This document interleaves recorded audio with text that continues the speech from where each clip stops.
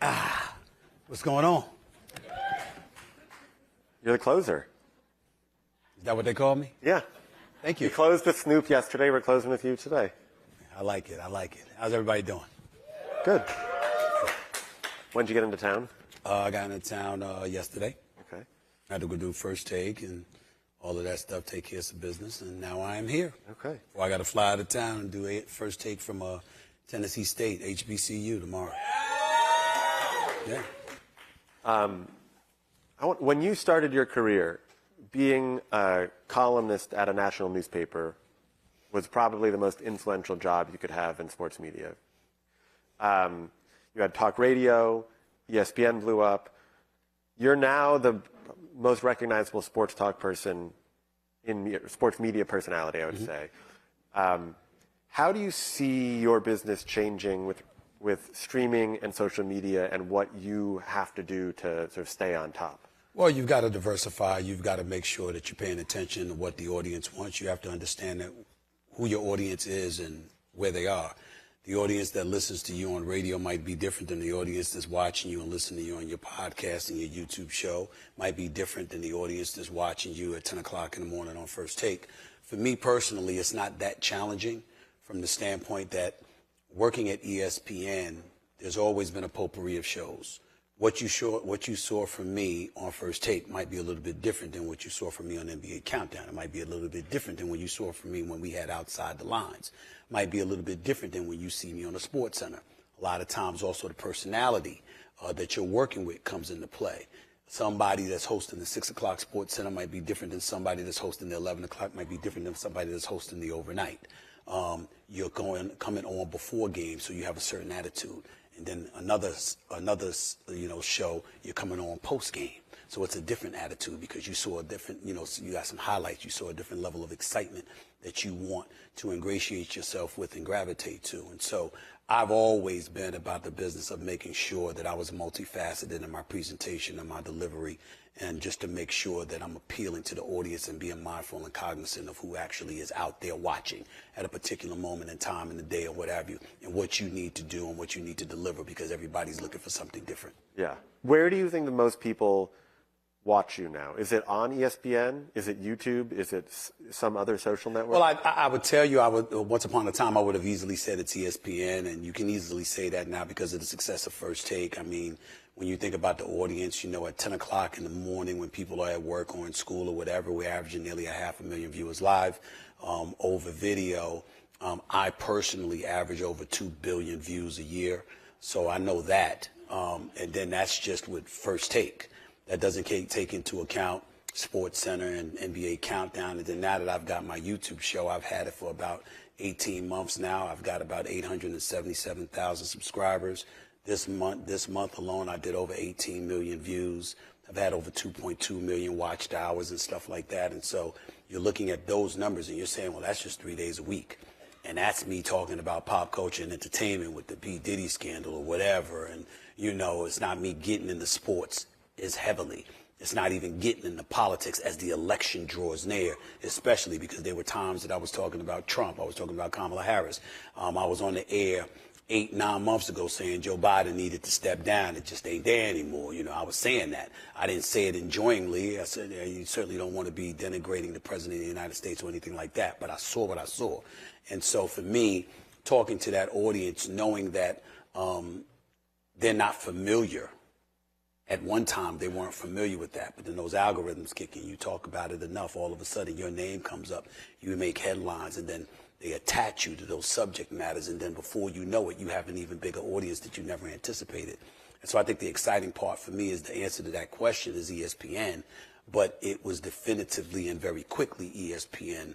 And now you can say a year ago, and now I'm saying, it's changing. Right. It's changing. They still watching me on ESPN, but the audience is growing on YouTube. Does ESPN get upset if you talk about politics? No. I mean, they did once upon a time.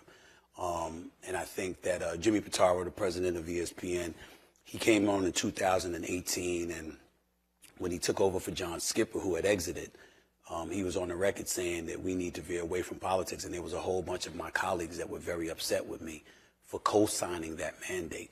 but I co-signed it. And even all these years later, I'm here to defend the president of ESPN at that time, because we had gotten so political that we went away from giving the audience what it came to expect. You're coming to expect sports, and then we felt it was perfectly okay to just get into stuff that expanded beyond sports. You had the Colin Kaepernick protesting and kneeling. We saw the President Trump at the time hijack the narrative and turn it into some issue involving patriotism and all of this other stuff, when it really wasn't about that. It was about him getting back at owners who wouldn't let him become an owner in 2014 for the Buffalo Bills. And you saw all of this other stuff going on. And, you know, we got away from giving the audience what the audience came to see. And I'm a businessman, and my attitude is, what do the patrons want? What are their expectations? What did they come to see? And if you know what that is, and you sign your name on the dotted line, committing to giving the audience that, then you owe it to them to give them that. And when Jimmy Pitaro was making the declaration that we weren't doing that to the degree that we once did, he was absolutely right. But once we got back to doing what we do, sports, politics, and all of that stuff in between, social commentary and stuff, it intertwines with the world of sports. It's inescapable. And now we get that. But 6 years ago or so, they didn't get it like they do now. Right. But I suppose there's a reason you're doing that on your own as opposed to on the airwaves. Well, again, because I'm a businessman and I'm thinking about the business of Stephen A. Smith. I'm not thinking about Stephen A. Smith, the employee. I'm thinking about straight shooter production, straight shooter media, and the kind of aspirations that I have. That doesn't mean that I want to go away, that I want to stop doing sports, that I want to stop working for the people that I work for. But they are keenly aware of the fact that I have a strong desire to expand. You would see me on News Nation a week before the election night doing a town hall. You see me on CNN. You see me on Fox News. You've seen me being interviewed by political commentators and what have you. I like doing that. You've seen me talking about P. Diddy 1 minute, Will Smith, Chris Rock the next, and so on and so forth. I'm one of those guys that wherever the pulse of the people are at, what is on their mind and what they're most interested in, I like to be a part of that dialogue and a part of that conversation. And so when you come to me, graduating from an HBCU, Winston-Salem State, struggling the way that I did to get to where I am, climbing up the charts from the New York Daily News as a high school reporter to the Philadelphia Inquirer, working on TV, CNN, SSI, to Fox Sports, to ESPN. I bust my ass to get to where I am. And I don't want anyone telling me, we're pigeonholing you in this box and we have you in this corner and that's where you belong and that's where you'll stay. I'm not rolling like that. That's not who I am and that's not who I'm going to be. Okay, that's a good cue I want to read you a quote. You were profiled by GQ in 2019. Okay, in 2019. I don't remember, but I'll take your word for it. Yeah. Your former colleague Max Kellerman had a quote about you. Okay. Stephen A. is never going to be happy. That's why he's successful. When you're on the top, when you're on top, the reason you're there is because you are a chronically dissatisfied person. I think that's a bit excessive. I think that if you know me, if you know my inner circle, my family, my friends, my loved ones, I am a very happy man. I'm living a pretty good life. Seems like it. You know, working real hard. I work real hard because I love to work. I get that from my mama. God rest her soul, and I'm very proud of that. To me, I'm off when the job is done. I believe in excellence. I believe in doing the best that I possibly can do and exhausting every means necessary to be the best that I can be. But in the same breath, don't get it twisted. I know how to have a good time, and I have a good time quite often. It's just that, when people work with you, there's a level of intensity that I bring to the table. Nick Saban has one of my favorite quotes. Mediocre people don't like winners, and winners don't like mediocre people.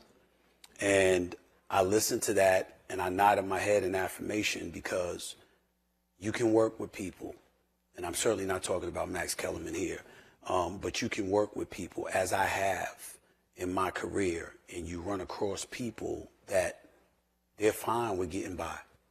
They're fine with punching that proverbial clock, turning it in, making sure they did their job, and that's all they got to do.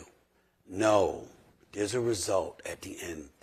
We're in the ratings and revenue business.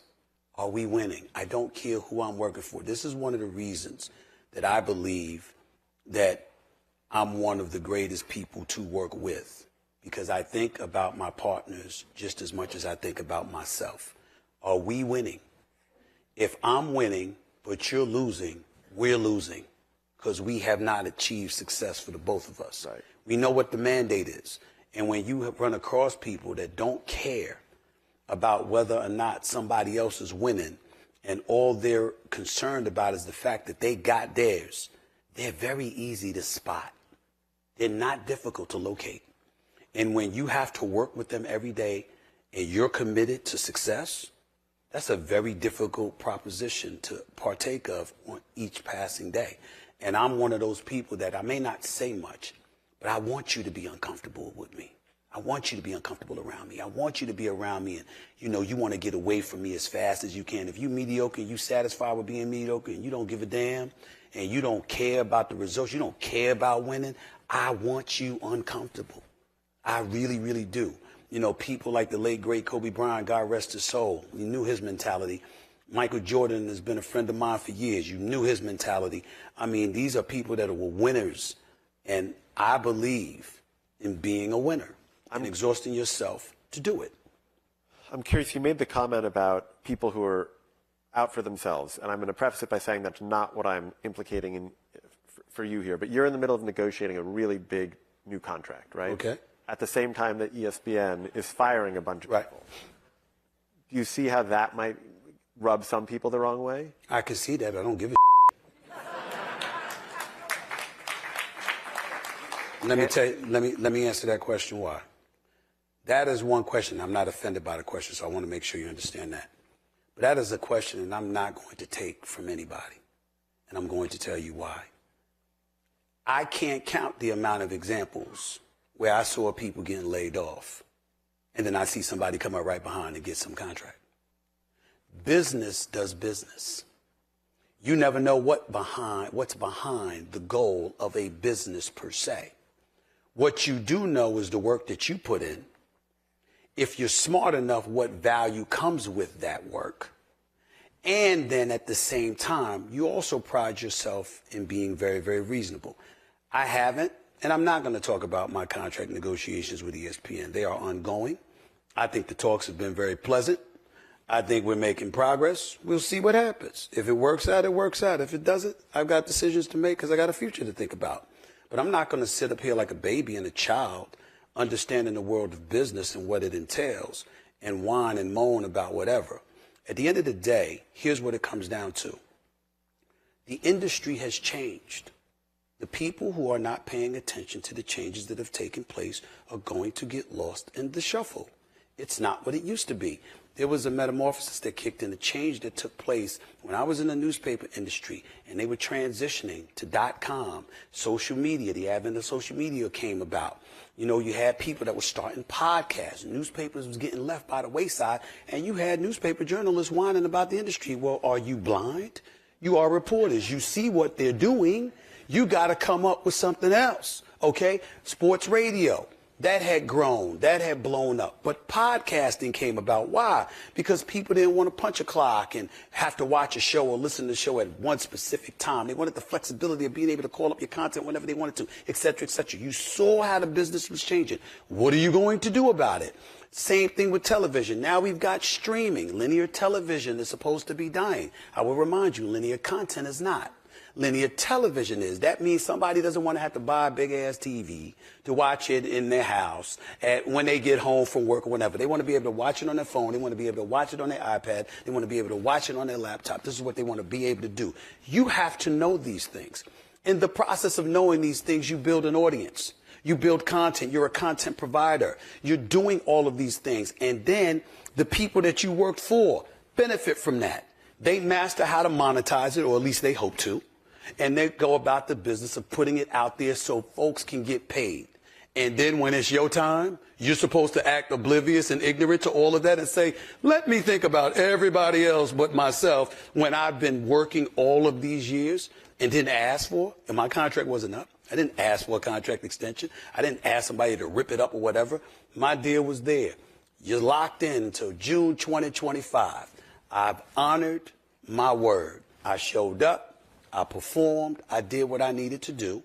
And so now a negotiation takes place, and hopefully the two sides can come to an accord.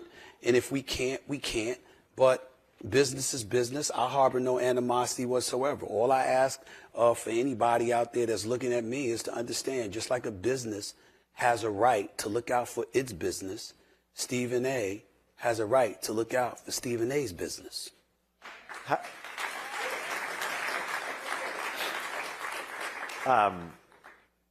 Without getting into the particulars, seems like you want to stay at ESPN, right? That would be your preference? In a perfect world, Jimmy Pitaro's a great boss. He's a good man. It's hard when you look at the world and how divisive it is, how sleazy it can be, and what have you, to run across a man that you genuinely like. You know, that's how I feel about Jimmy Pitaro. Bob Iger's another level. I revere this man. I idolize Bob Iger. I've known him for years, and I think that he's a marvelous leader.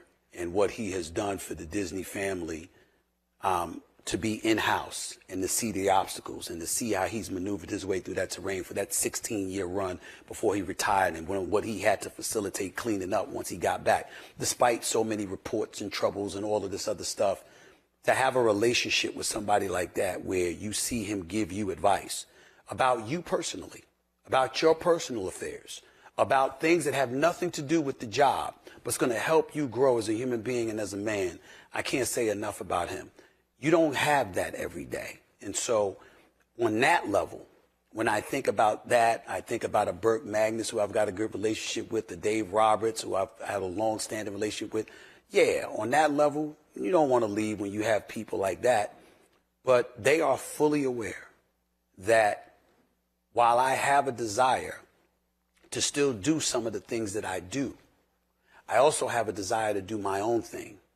And I'm not going to let anything stop me. So if you, in this new deal, you would not want to fold the stuff you're doing outside into the contract. You want to make sure that you have the right to do stuff outside. Absolutely. And I will not do anything that disallows that. And is there anything you're not doing now that you want to add to the plate? No, I mean, it's not so much that. What happens is that once you have a taste of success, everybody wants a piece of the action. And, well, there's pieces of the action I can't have as somebody that's worked there, even though I've contributed to the success of what they have. So just like they achieved the success on their own based on their creative and what they built, what I've created and what I'm building, I want for myself. Right. And so, you know, that's really what it is. Again, it's the talks are going well. There's nothing bad going on, despite the reports and stuff like that.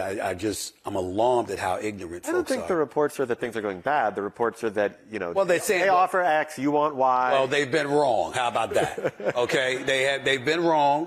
But I let them do that, and because I like to see as a journalist. I've been a journalist. Yes, I'm a personality and all this stuff, but New York Daily News, Philadelphia Inquirer. I've been a journalist for nearly 30 years. Right. And there's a whole bunch of people that write that are still in those press boxes when I was there. I know who they are. I know how they think. I know what they're going to say before they say it. I know who they're talking to.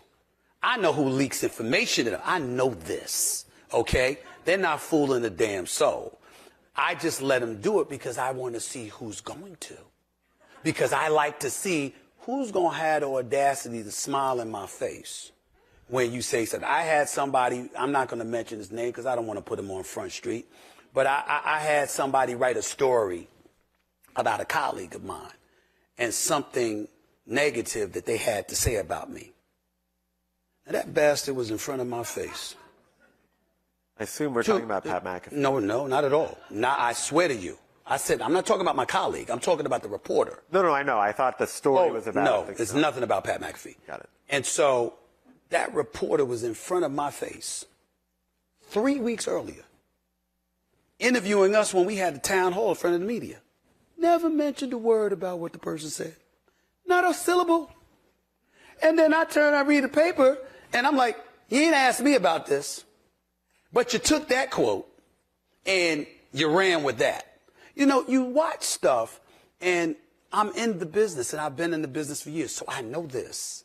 And when you are doing certain things that I think cross the line of ethics and what have you, I like to know who you are. I'm not going to do anything to you. You're not worth it.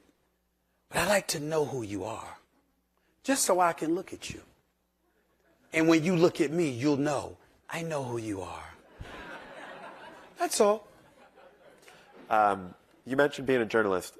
You've probably interviewed just about every famous athlete on the planet, at least in a certain sports. Is there one that you find the most challenging to interview?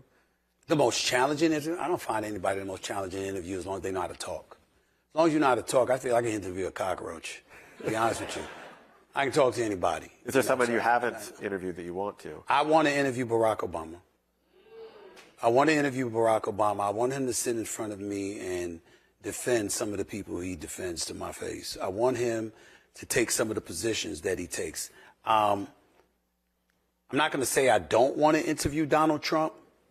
It would be fascinating because, you see, how can you say I'm going to be respectful, but in the same breath, I'm not going to let you BS? You're not going to get away with it. Right. I would try that. He's not going to be able to look at me and say, you didn't say hello. How are you? Before you ask me these questions like he did at the National Association of Black Journalists. He's not going to be able to do that. But definitely him. That would come to mind. And, you know, that's really about it. Politicians. I'd love to interview Benjamin Netanyahu. Wouldn't bother me at all. I'd love to do that interview. I would love that. Ted Cruz is crazy in his own way, but I'd like to talk to him because he speaks his mind, you know. And so all right, I like talking to folks who are unafraid to say what they feel based on their facts. That doesn't bother me. I'm bothered if you ignore the facts. I'm bothered if you do that on purpose. But if you believe something and you have the facts that back up your belief, let the people decide. Tell them what it is and let them decide. So you mentioned Obama. What are the things that you want to see him stand up behind? No, I just think that, you know, Barack Obama is a person, obviously, profound respect. First black president of the United States of America, wonderful first family, best first lady I've ever seen, et cetera, et cetera. But, you know, when I think I'm a centrist and I think the world is cyclical, sometimes you need certain policies, sometimes you need certain others. And when people are dogged in their beliefs and they're one-sided and there's not much room to leverage, to budge, I don't know how beneficial that is for us as a society. Think if we as American citizens and we're human beings were that way. This is what I believe. There's not a damn thing you can do to change my mind. This is what I believe. I'm not changing. Where are we going? I'm not budging either. Where are we going? I think one of the problems when we look at the world of politics today is that they're not doing any work. All their work is during the campaign. Once they're in office, they don't have to do a damn thing. Do you realize they don't even have to read policy? And they can literally just say, I'm going to vote along with the side that I'm on. We got to march lockstep with one another. We're Republican, we're Democrat. This is where we got to vote. Really, yes. That's what they're doing. Well, that's a politics issue. That doesn't strike me as an Obama issue. No, that's not Obama. That's not an Obama issue. I'm not saying that is. I'm saying talking to him about a climate and a culture that some people would credit him towards. Some people would tell you his presidency caused just as much as divisiveness as anybody else. I don't believe that. But I'm fascinated by people who believe that and why, and I'm fascinated as to what he would have to say about that. Yeah. Did I answer your question? Yeah, you did. I think I did. Yeah, you did. Okay. You familiar with the stock market? Not really. I have financial people about that. I know I monitor my money. I know that. Are you familiar with the concept of buying, selling, and holding a stock? Yeah. You can buy something if you believe in it. You sell it if you don't. You hold it if you're not. Can I give you some sports and see where you're at on them? Sure, we could do that. Okay. Let's do 3 older sports: baseball, boxing, and golf. Buying or selling? Buy, sell, hold, those 3. I would sell boxing. I don't like what I'm seeing. The promoters have ruined the sport.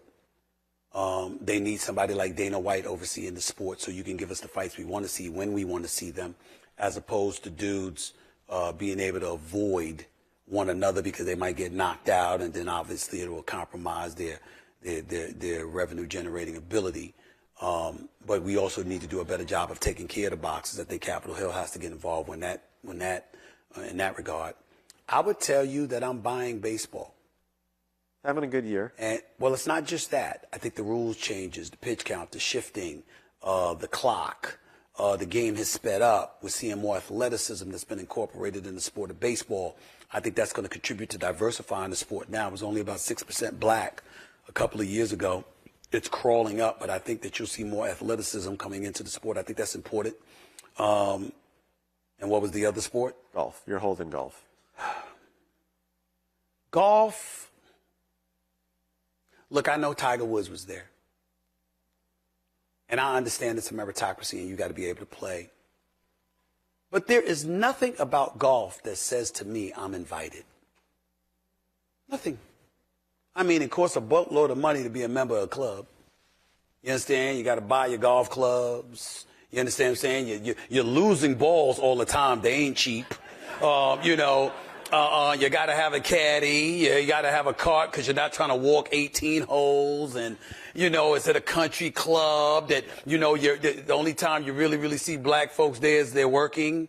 That's what it was for a long period of time. And I understand that Tiger Woods contributed to diversifying it to some degree, but there's just nothing about the sport, from the people who cover it, the people who talk about it, the people who participate in it. There is nothing about the sport that says to me, black folks, come on in.